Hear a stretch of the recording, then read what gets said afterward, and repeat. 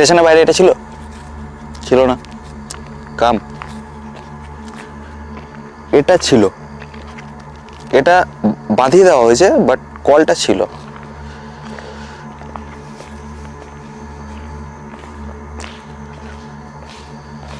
দেখো ভাই, বেগুন কোদরে এখানে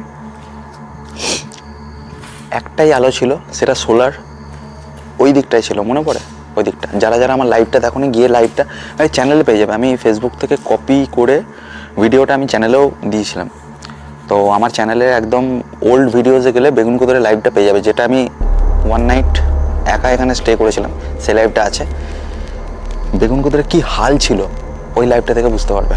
কাম, এইখানটা একটা সোলার লাইট ছিল লাগানো, কিন্তু সেই লাইটটা বন্ধ ছিল, জ্বলতো না বা কেউ ভেঙে দিয়ে গেছিলো। এখন দেখো বেগুন কোদরের অবস্থা, চারিদিকে কি সুন্দর ওয়াল পেন্ট করা হয়েছে।